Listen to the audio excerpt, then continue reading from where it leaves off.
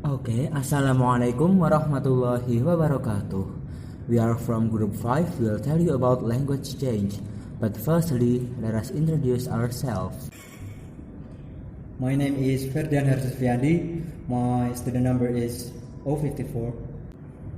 My name is Alfriza Wisnu Ferdiansyah, student number 064. My name is Ilham Septian Fajar Putranta, student number 065. And my name is Zufar Fahrudin Suyuti, student number 067. Listen carefully and please enjoy our presentation. Okay, and there are 4 sub-materials that we are going to talk today. The first one is variation and change, followed by how do changes spread, and then the third is how do we study language change, and the last one is reasons for language change. Okay, before we get into the sub-materials of language change, we must first understand what language change really means. Let me explain to you about language change. It is very easy to demonstrate to English speakers that languages change over time. At the point where English spelling became relatively fixed by printing, the printers recorded the pronunciations current at the time. In reality, it is not so much that language itself changes, as that speakers and writers change the way they use the language. Speaker innovation is a more accurate description than language change. Speakers innovate, sometimes spontaneously, but more often by imitating speakers from other communities. To put it simple, language changes over time.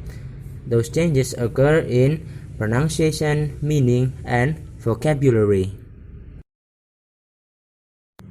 Okay, my name is Zufar and I will tell you about variation and change.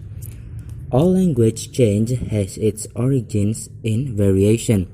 The possibility of a linguistic change exists as soon as a new form develops and begins to be used alongside an existing form. If the new form spreads, the change is in progress.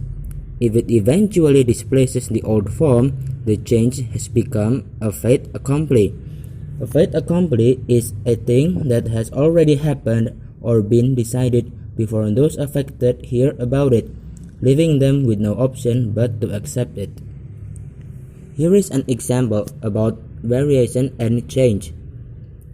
Mob was once condemned as a vulgar word.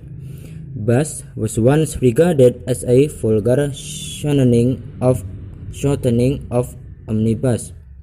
Hotel was once considered the only acceptable way of pronouncing hotel, and the vowel sound in go has changed quite radically in the speech of BBC newsreader over the last 30 years.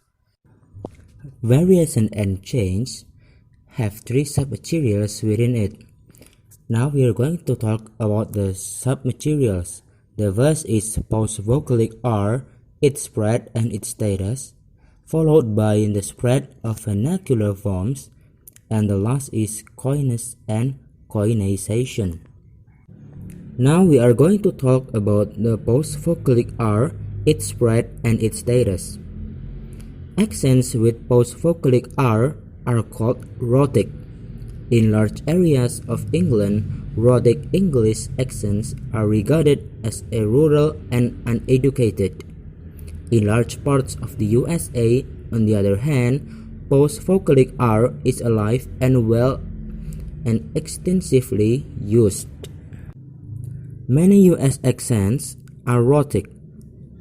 Under the influence of Southern British norms, however, Eastern New England is generally non-rhotic. In many parts of England and Wales, Standard English has lost the pronunciation of R following vowels in words like star and stot. Post-vocalic R does not occur in RP nor in the London Cockney dialect. The loss of post-vocalic R seems to have begun in the 17th century in the southeast of England, and it is still in progress since there are areas such as the southwest of England where R is still regularly pronounced. So it appears that post-vocalic R appeared first in the speech of upper middle class New Yorkers and then gradually filtered down through the different social classes until it reached the speech of the lowest class in the community. Now I'm going to tell you about the stages of the post-vocalic R. People evaluate the speech of those who use such features highly. So, in a social dialect survey undertaken by Labov, even New Yorkers who did not use post-vocalic R in conversation recognized it as a prestigious feature in speech of those who did use it and evaluated their speech positively. And now the spreading of post-vocalic R. The second meaning of change from above refers to the source of change. In the sense, above refers to the fact that the feature is generally spreading downwards through the social groups in a speech community. Okay, we will move on to the next submaterial, which is the spread of vernacular forms. It is easy to understand that the pronunciation which is considered prestigious will be imitated and will spread through a community. But there are also many examples of vernacular pronunciation which have spread throughout speech communities. Not all linguistic changes involve adopting new forms from outside the speech community, nor do they always involve forms which people are conscious of as prestigious forms. People may adopt new speech features, and especially slang, from lower social groups relatively consciously. Now we are going to talk about why people do that. One of the factors is social factor. The speech of the relevant social groups may have prestige based on a particular social identity, such as gang membership or a valued occupation in the community. It may be considered cool or anti-establishment or innovative rather than conservative and fuddy-duddy. Now we are going to talk about the last part, which is coyness and coynization. Like in the previous chapter, we have discussed about creolization. Now coyness and coynization is similar to that. Something similar often happens when people who speak different dialects come into contact in monolingual communities. A new dialect or variety emerge. This language change process is called coynization, and the result is a coine, a variety which is the result of dialect contact. The coine will typically have some features from each of the contributing dialects, with most features typically coming from the dialect of the largest group of speakers. Both linguistic and social process contribute to the emergence of a coine. The linguistic process involves different types of simplification. One of these is known as leveling, a process which eliminates marked variance. Leveling results in the coine adopting fewer forms than the range of form of the source dialect. For example, if people who speak dialects with post-vocalic R come into contact with people who do not, leveling generally leads to the disappearance of post-vocalic R in the coine. This happened in large parts of England, as described above. But of course, linguistic factors alone cannot explain everything. Social factors are relevant too. So, if the people who speak the dialect with post-vocalic R have more prestige for some reason, as they did in New York, then the R is more likely to survive and be adopted into the coine. The R may be associated with belonging as a social in a particular area, for instance, in which case it will survive as an identity marker, a symbol of local identity. That is all from me. Thank you very much for your attention. I am Ilham Septian Fajar Putranta, my student number 065. In this session, I will look at the common ways in which language change is spread. The first is from group to group, the second is from style to style, and the third is from word to word. Changes from group to group. This view of language change is that changes in a language move from one group. A group can be any sort of social or work circle. Examples can include family, colleges, and church affiliation. Many linguists have used the metaphor of waves to explain how linguistic changes spread through a community. Social factors such as age, status, gender, and region affects the rates of change and the directions in which the waves roll most swiftly. The wave metaphor is one useful way of visualizing the spread of a change from one group to another. You can see at Holmes page 215 the wave-like spread of linguistic changes. A, B, C, and D represent different age groups, social groups, or regional groups. What happens is that a person picks up language in one group and shares the style of communication in another. An example would be a child learning slang at school and using it at home. Naturally, language change moves at different speeds in different groups depending on the acceptability of the change. Changes from style to style.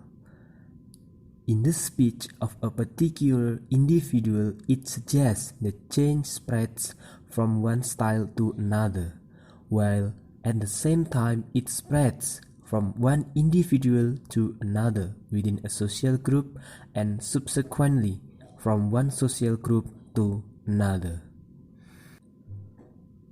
A style is a way of communicating.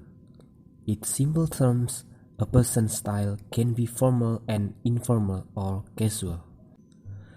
These two extremes can also be viewed as prestigious and not prestigious. Normally, formal styles of language move down into informal styles of language.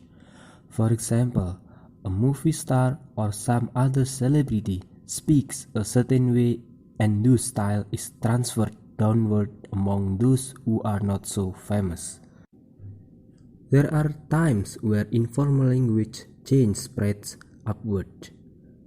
Normally, this is much slower than change moving downward. In addition, it also involves words and styles that are so old, and what really happened was the young people who used these words become part of the establishment in their middle age and continued to use the style. For example, the word cool used to be slang but is commonly used among some of the most elite leaders of the world now. Therefore, it was not the language that changed as much as the people who used it with the passing of the generation to another. Changes from word to word. It seems to be the case that sound changes not only spread from one person to another and from one style to another style. They also spread from one word to another. Sound changes spread through different words one by one. This is called lexical diffusion. When a sound change begins, all the words with a particular vowel don't change at once in the speech of a community. Lexical diffusion is often an exceedingly slow process and can take centuries. The English language is full of words that have strange pronunciations, when considering the spelling. This is due to English being thoroughly influenced by other languages such as French and Latin. Okay, now I'm going to tell you about the conclusion of this session. These three theories are just some of the ways language change can spread. In addition, it may not be practical to think of them each happening independently from the others. Rather, these three theories can often be seen as working at the same time to slowly change a language over time. My name is Ferdian Harisufyandi, and I would like to tell you about how do we study language change. Look at this example. I discovered one day that my 11 years old son, David, didn't know what the word wireless meant. Neither did his friends. On the other hand, my great-grandmother never heard the word radio. And while my grandmother knew what a radio was, she considered the term newfangled. My mother used both wireless and radio to refer to the same object and thought I understood both them. I have always used radio for preference. Comparing the speech of people from different age groups can be a useful clue, then to language change. This has been called the apparent time method of studying change. Differences between the speech of older people and younger people are interpreted as indications of change in progress. Younger speakers tend to use more of newer innovative forms, and the older speakers use more of the older conservative forms, the ones they adopted in their own teenage years. When the change involves the spread of a prestige form of an admired usage, then it is easy to see the evidence of its spread. An increase in the use of these forms in the speech of younger people is a clue that a new form is being introduced. Language change in real time. In 1970, an American visiting New Zealand noticed with surprise that some children pronounced words like milk and fill with a vowel where he expected to hear. 20 years later, he revisited the country and was fascinated to find that the pronunciation he had perceived as odd on his earlier visit was now widespread throughout the community. Most people seemed to be using a vowel where he used in words like feel, real, full, feel, silk, and salt. He had in the meantime discovered that this process of replacing post-click with a vowel was well established in the south of England. Would America be next? He wondered. Okay, my name is Alfriza, and I want to tell you about reason of language change. Class, ethnicity, and gender are three social factors that play a role in language variation. Class is the structure of relationships between groups where people are classified based on their education, occupation, and income. Ethnicity refers to a group of people that share cultural characteristics, and gender deals with the traits associated with men and women. This division among groups in each factor contributes to the differences of their use of the English language. The data collected by the researcher, which were displayed in graphs, tables, and charts, shows how each researcher has a different approach constructing their project, but continues to focus on the same subject about the variation in language.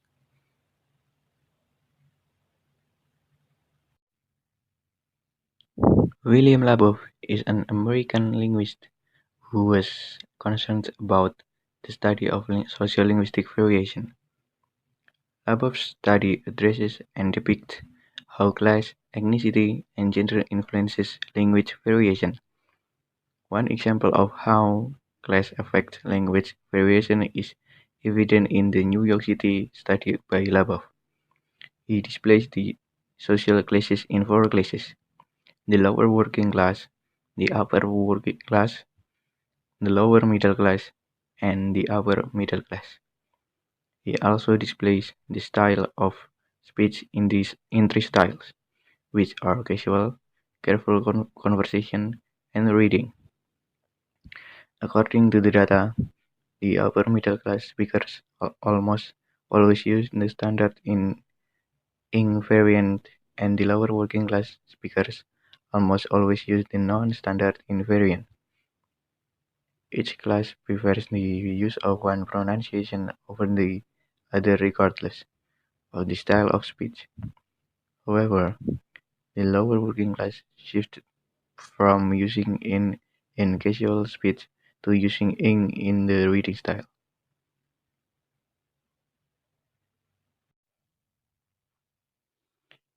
Ethnic groups affect language variation because they usually have to learn the language that is prominent in an area.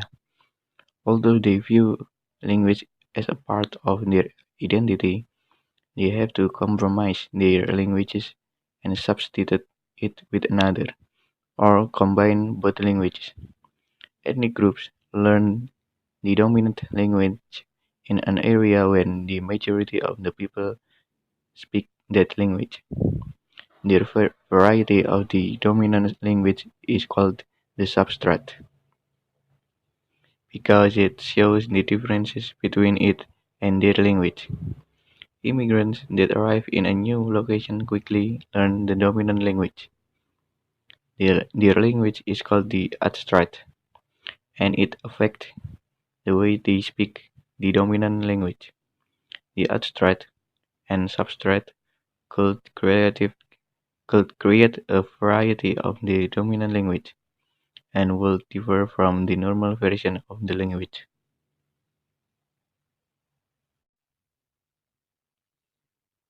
Gender affects language variation by influencing the language choice between men and women. A man and a woman's speech differ from one another in matters of degree. Man language can be direct, non-standard, and aggressive. Women's language can be less harsh, emotional, and standard.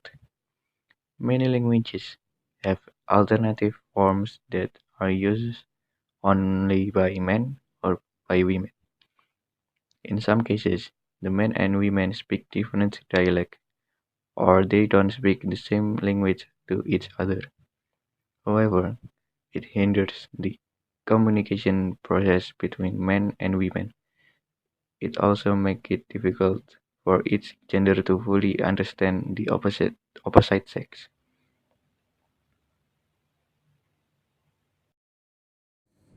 Okay, everyone, that is all from us. We do hope that our presentation will help you to understand the material better, and we also realize that our presentation is not perfect. For that, we apologize. Okay, that is all from us. Wassalamualaikum warahmatullahi wabarakatuh.